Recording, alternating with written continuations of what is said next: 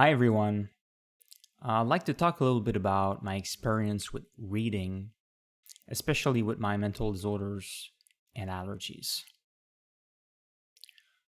So, before all of that happened, when I was younger, it's in primary school, um, I read a lot for school, but outside of school, I did read a lot. And I was reading pretty fast.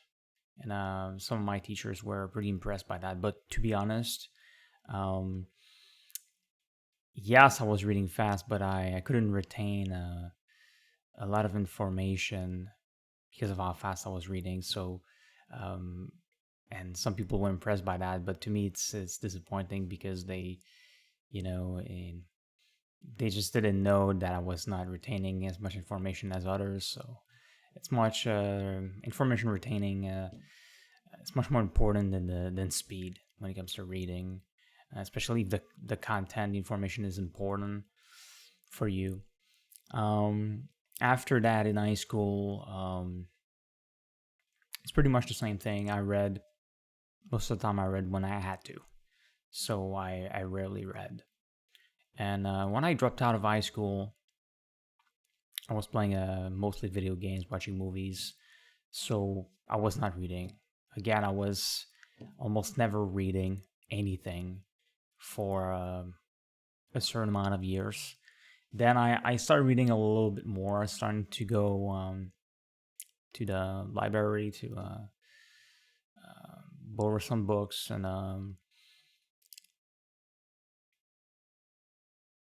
so I was not reading a lot at that time. And at that time, I didn't develop. I didn't have my disorders just yet.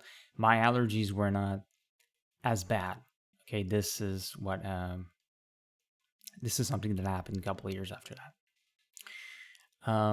So I was reading not a lot, but at least I was starting to read a little bit more. I had started to have more philosophical interest. So, like my cousin, also lent a couple philosophical books to me.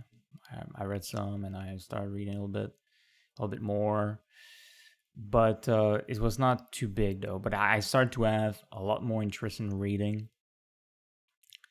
Unfortunately, it didn't take too long after that this is when I started to develop those disorders.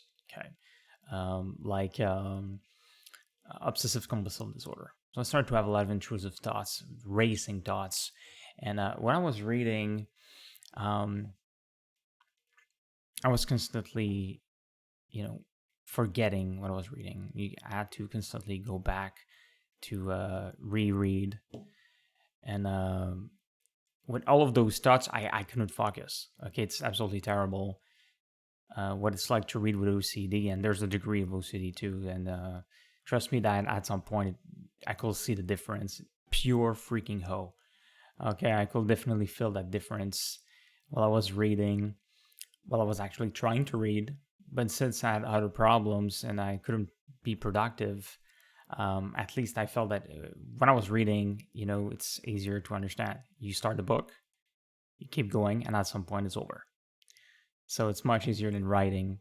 Um, so I probably wasted a lot of time reading books that were not really useful. But at that time, okay, when I was, and I still have OCD, but I had a phase where for a year or a couple of years, I read a lot of books. And when I say a lot, it's like more than 100. I was talking about hundreds of books a year, even with OCD, that I was reading a couple books a week.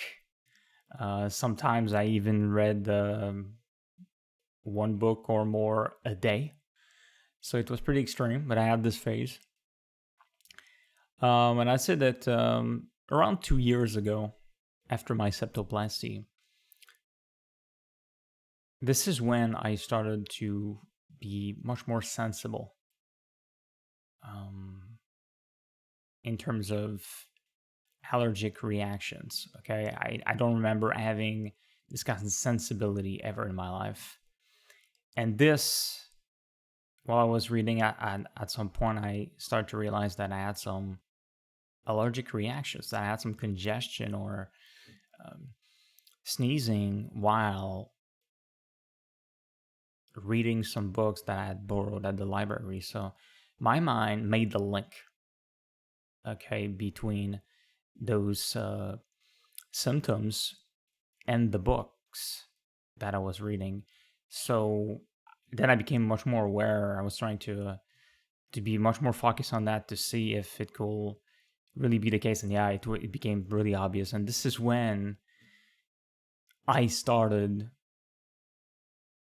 reading books with masks.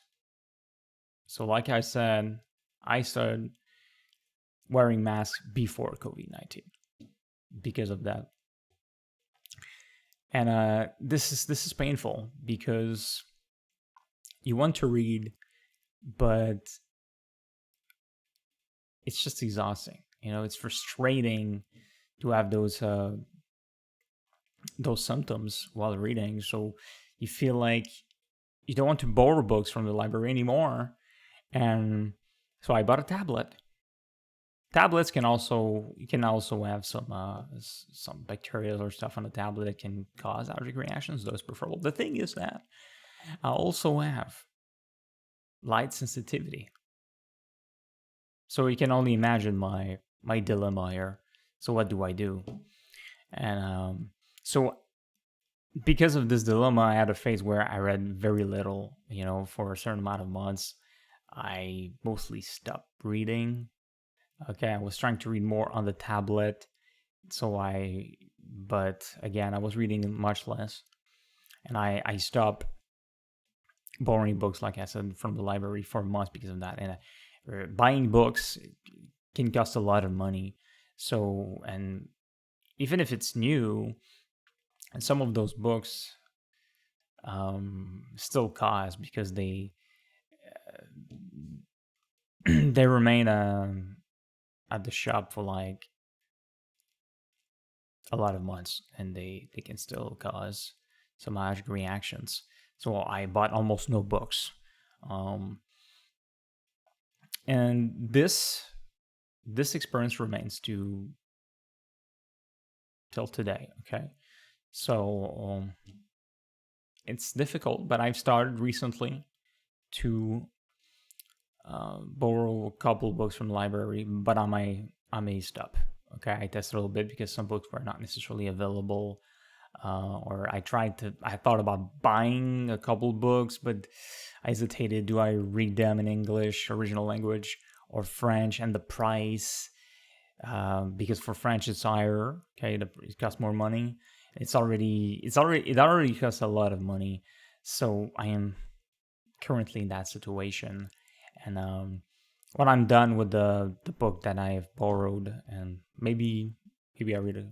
I borrowed a couple more. I'm not sure. I hesitate, but again, I may stop doing that. I may start buying new books.